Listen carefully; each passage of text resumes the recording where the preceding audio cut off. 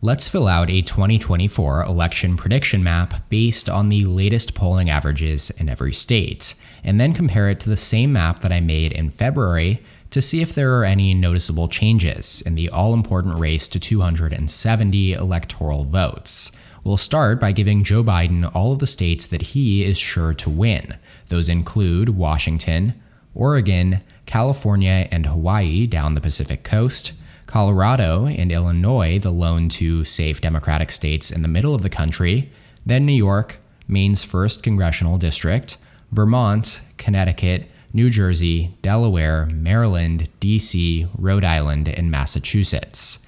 And for the states that Donald Trump will definitely win, Idaho, Utah, Wyoming, Montana, North Dakota, South Dakota, Nebraska at large, the statewide contest, as well as the 1st and 3rd congressional districts, Kansas, Oklahoma, Missouri, Arkansas, Louisiana, Mississippi, and Alabama, Tennessee, Kentucky, Indiana, West Virginia, and South Carolina. Each of these states went to Biden or Trump by margins greater than 12 percentage points in 2020, and we have no reason to believe at this point that they won't back the same candidate by a comfortable margin once again here in 2024. Now, with these states allocated, Joe Biden and Democrats have a 191 to 122 electoral college vote advantage. But we also have several states that definitively lean in one direction, but are likely to be decided by single-digit margins in the 2024 election. They are the states that could become competitive if one candidate were to win in a landslide, but otherwise have a very good chance of backing a given candidate in the election based on a more comprehensive analysis of the state of play, including prediction markets, forecaster ratings, demographic favorability, and trends and shifts. In other words, while safe or solid states may be defined as one party has a clear edge and the race is not competitive, these likely states are those where one party has an edge, but an upset is possible. Now, for the purposes of this video, the likely states, those in the second darkest shade, are those where the polling margin is between 7 to 12%, while lean states, the second lightest shade, are between 3 to 7%. Tilt states, finally, the lightest shade, which we'll get to at the end of the video, are 0 to 3%. Starting in Alaska, the last frontier state has backed Republicans in every election since 1964, but Trump's 10-point margin of victory in 2020 was the lowest for a Republican in over 3 decades, and Alaska shocked the nation in 2022 when it elected its first Democratic U.S. representative since 1973. Per Race to the White House's polling average in Alaska, Trump leads Biden by 11.1%, based on 5 polls surveying the race so far. We will be using Decision Desk HQ/The Hill's polling averages where available, but they have only created averages so far in select states, so the likely Republican rating that Alaska receives on this map is based on the Race to the White House average. Meanwhile, in New Mexico, Biden won by an 11-point margin in 2020, and he currently leads by an average of 7.8% in the 3 polls recorded here, assessing the 2024 race via Race to the White House. New Mexico should end up comfortably in the Biden column. It'll go down as likely Democrat. But as is the case with Biden in Alaska, there is an outside chance of Trump making some noise here. Shifting over to the Midwest, Iowa and Ohio have followed extraordinarily similar political paths over the last decade. They both voted for Trump in 2016 and 2020 by margins between 8 to 9 points, after having voted for Barack Obama in 2008 and 2012. DDHQ and The Hill do have polling averages in both states, finally, so we can take a look at these here. Trump leads Biden by 9.5 points based on 8 polls tracked since June of last year in Iowa. Trump has led by at least 6 points in all 8 polls. Then in Ohio, Trump's margin of lead is exactly 11 points over Biden at the moment, based on an average of 10 polls. Each of the last 6 of those polls have had Trump leading by double digits. Now, based on those numbers, I think it's fair to say that Trump is once again a heavy favorite to carry both Iowa's 6 electoral votes and Ohio's 17 electoral votes. They join Alaska in the likely Republican rating category. One interesting note here, though, is that Iowa was slightly more favorable to Trump in both 2016 and 2020. So if these averages hold, that would mark a deviation from that pattern. Up in Minnesota now, though, the polling average here from race to the White House has Biden ahead by 4.7%, according to 6 polls surveying the presidential contest. Minnesota actually holds the current record for longest streak of voting Democratic of any state in the country. It has not voted for a Republican presidential candidate since Richard Nixon in 1972. That being said, Minnesota has been decided by a single-digit margin, less than 10 points, in 8 of those 12 elections, including each of the last 3. Hillary Clinton, for example, defeated Trump by just 1.5% in 2016, before Biden won by 7.5% in 2020. The latest average, being Biden plus 4.7, though, does mean that Minnesota leans towards Democrats on this electoral college map. 4.7% is by no means a comfortable margin, but if Biden were to somehow lose Minnesota this November, it would probably indicate a Trump landslide, in which he would have already won many more competitive states elsewhere. Down in Virginia now, a formerly reliably Republican state throughout most of the 20th century, now a firmly Democratic-leaning state, Biden carried Virginia's 13 electoral votes by 11 points in 2020. It was the largest margin for a Democrat in the Commonwealth since 1944. Another note here is that with the exception of Glenn Youngkin's victory, the governor, which came in an extremely unfavorable environment for the Democratic Party in 2021, Democratic candidates have won every other major statewide election here since 2009. The latest polling average from DDHQ also has Biden ahead by exactly 4.7% over Trump in Virginia. Biden has led or been tied with Trump in every single one of those polls. So Virginia will join Minnesota in the lean Democrat category on this map. Over in the Northeast, starting in New Hampshire, it backed Biden by a very similar margin to Minnesota at 7.4% in 2020 and has not voted for a Republican since 2004. It has consistently been the most competitive state in the Northeast, though, over the last few election cycles. Trump came less than half a point from defeating Hillary Clinton in 2016, but as of the latest polling average from DDHQ/The Hill, Biden's lead is 6.2% based on 8 polls. It's remained that way since January, as no new polls have been added since then.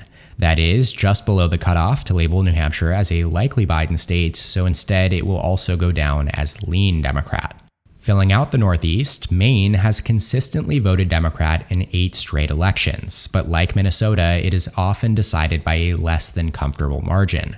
The latest polling average here from race to the White House has Biden leading by 10.6%. That's a significant improvement over last month, where he led by just 1.1%. Granted, that was just based on one single poll.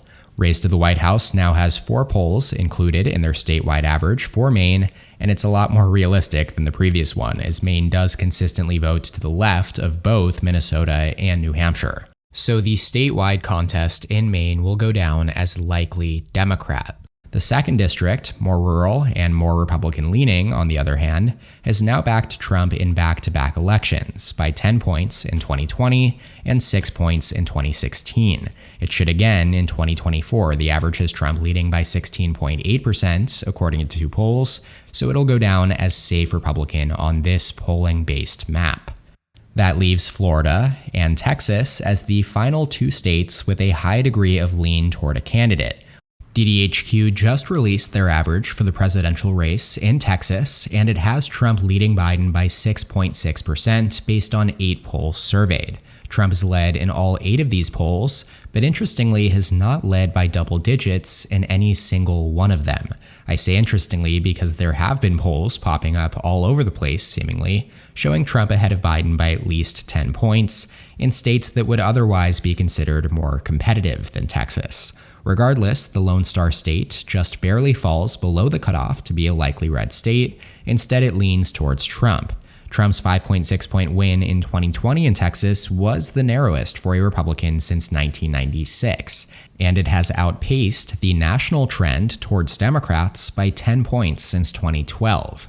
On the other hand, Trump and Republicans have made significant gains among Hispanics in Texas, particularly in the Rio Grande Valley, at least temporarily stifling Democratic hopes of a blue Texas in the near future. Florida, on the other hand, is on a completely opposite trajectory, as Trump won in 2020 by 3.4%, making it one of just 8 states where he actually did better than in 2016. The 2022 midterms also saw a localized red wave in the Sunshine State, as incumbent Governor Ron DeSantis and Senator Marco Rubio, both Republicans, were reelected by 19 and 16 points, respectively. Florida's strong rightward trend in recent elections has translated over to 2024 polls as well, as you take a look here. Trump leads Biden by 12.9%. Yes, 12.9%, according to a weighted average of 9 polls from DDHQ and The Hill. That is a remarkably large margin of lead for a presidential race in Florida. No presidential candidate on either side has won by more than 5 percentage points here since 1988. There is a reason why it is synonymous with the term swing state for so many. 2024 is likely to put an end to that, though, as Florida goes down as a safe Republican state. It's very far off the target board for Biden and the DNC at this point. So with that, we are now down to the 7 states and the 2nd congressional district in Nebraska, which will ultimately decide the 2024 race. For all the uncertainty surrounding this rematch, the one thing that we can be absolutely sure about is that on election night, all eyes will be on Nevada, Arizona, Georgia, North Carolina, Pennsylvania, Michigan, and Wisconsin. With 94 electoral votes between them, they hold the keys to the White House this November. Joe Biden currently holds 225 electoral votes to Donald Trump's 219. Now, what to me is so interesting about these states, though, is that they are essentially split into 2 distinct geographic regions. The upper Rust Belt states, Wisconsin, Michigan, and Pennsylvania, are experiencing population declines, and elections here are often dominated by the large white and working class voter presence, whereas the states in the Sun Belt region, especially Arizona and Georgia, are experiencing population growth and are rapidly diversifying as well. These demographic patterns are truly the driving force behind the Rust Belt and the broader Midwest states' trend towards becoming more favorable towards Republicans, specifically Trump, over the last decade, while the Sun Belt states have comparably become more favorable to Democrats. Having said that, looking ahead to 2024, the polls have generally trended in the opposite direction of what you would expect given these factors. Trump is generally polling better in the Sun Belt region than in the Rust Belt. Let's dive a little bit deeper, starting with the infamous Rust Belt trio of Wisconsin, Michigan, and Pennsylvania. These states are considered ancestrally Democratic due to the strong white working class presence that had previously made up the backbone of the Democratic electorate for most of the late 20th century. They had each voted Democratic in 6 straight presidential elections between 1988 to 2016, when Trump narrowly flipped them into his column due to his emerging appeal among specifically non-college educated white voters in this region. And with Trump's election, we also saw previous swing states in the Midwest, like Iowa and Ohio, as we talked about earlier, go from Obama-era battlegrounds to firmly in the Republican camp in today's electoral politics. But in 2020, of course, Wisconsin, Michigan, and Pennsylvania returned back into the Democratic column, largely due to the erosion in Trump support, particularly among suburban women.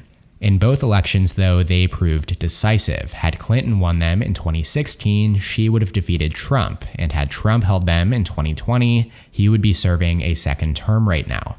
Now in 2024, Joe Biden is trailing Trump in all 3 states, though as you'll soon see, by narrower margins than in the Sun Belt. Trump's margin of lead is the lowest in Wisconsin right now. He leads Biden by just 2.4%, based on 16 polls in DDHQ's average. That is a tilt Republican margin on the map.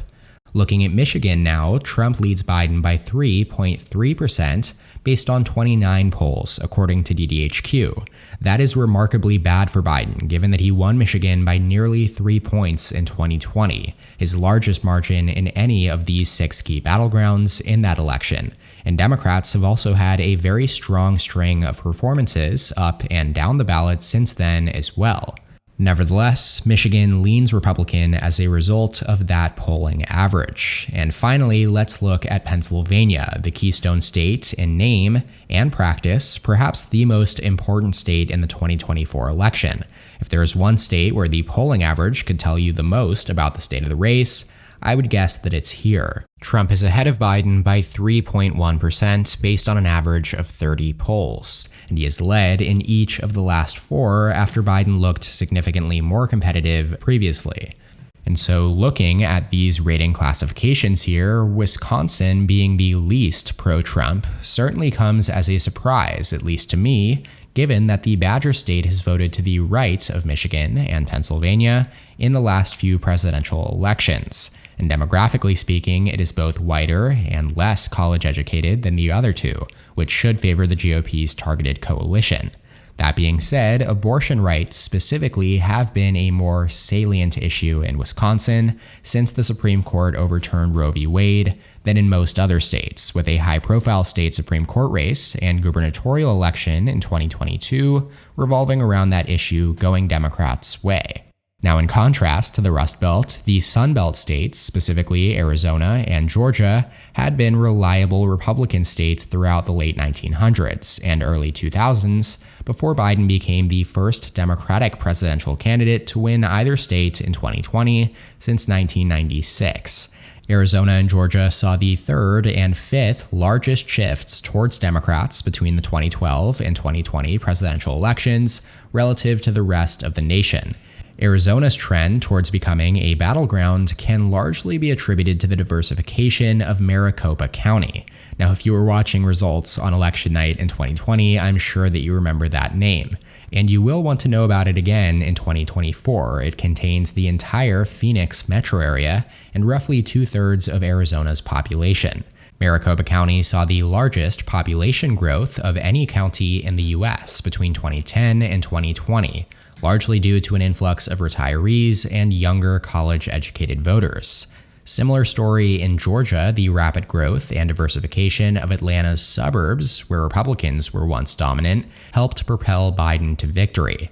Atlanta has attracted many transplants from heavily blue-leaning areas of the United States, and additionally, the state's population is diversifying faster than that of most states, with the population of Black, Latino, and Asian voters all growing over the last 10 years, and those blocs generally lean Democratic.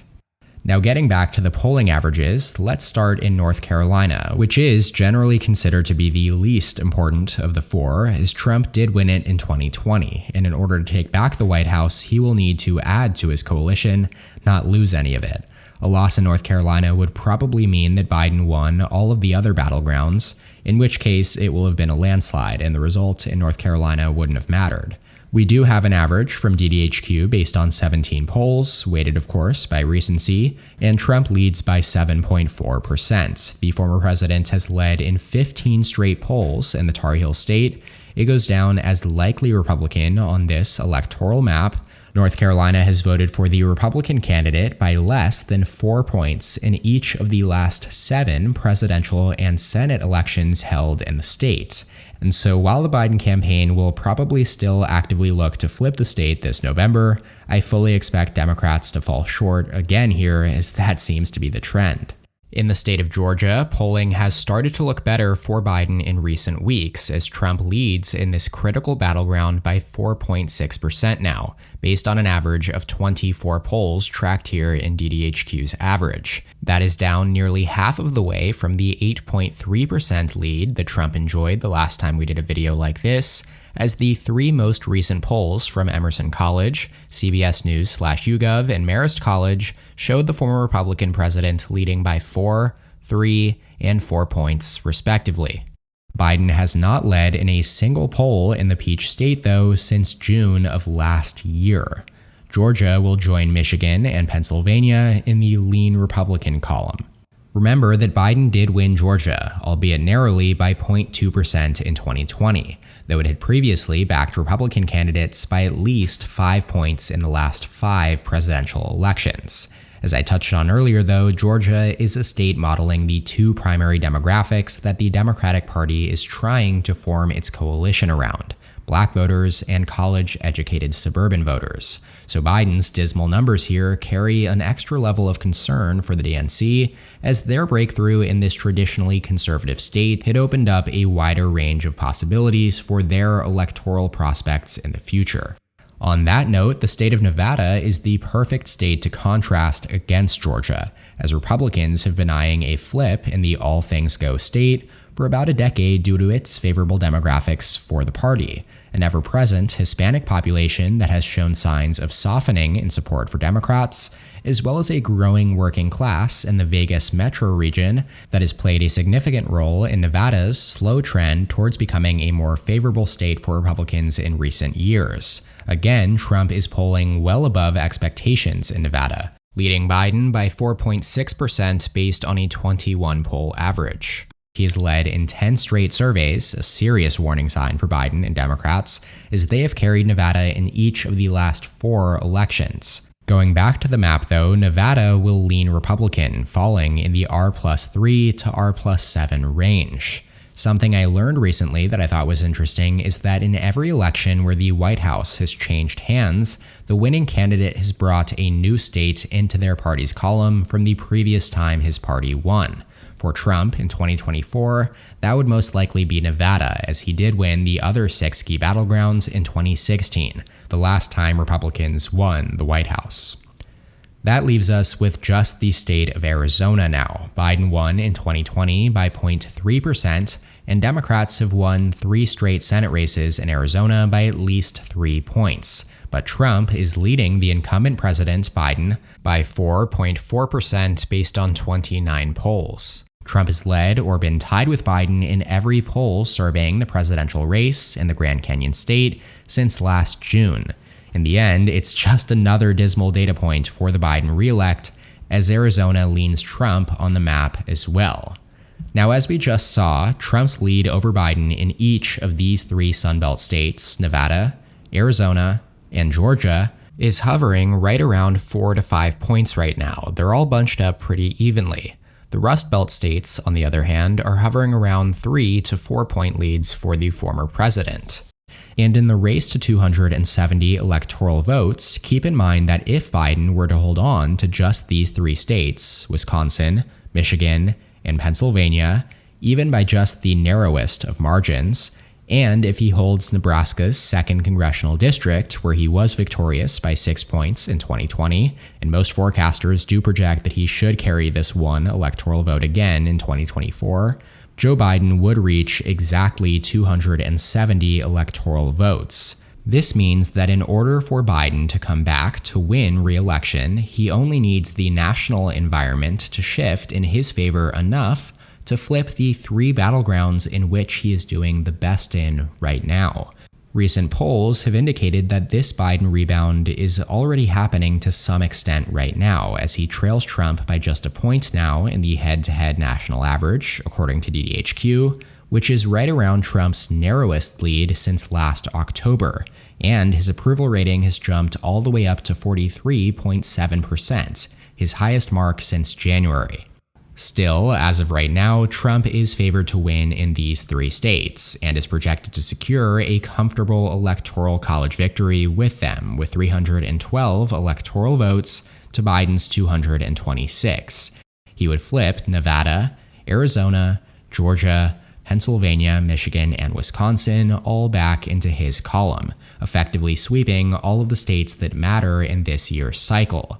This is no different than the electoral count from February in the same video that I posted then, indicating that Trump's lead has remained pretty static, though there are signs again of regression back to the more expected margins in states like Georgia and Maine.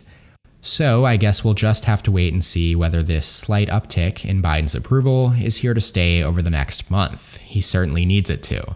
That just about does it for this video's analysis. Let me know in the comments what you think of this map and the points made in this video. I appreciate all positive or negative comments. Shout out to my channel members on screen here. Thank you so much for your support. If you would like to become a member, go ahead and click the join button below this video to receive exclusive perks. Make sure to subscribe to my channel down below and please leave a like on the video if you enjoyed it.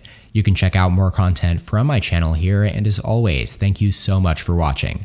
I'll see you next time. EP out.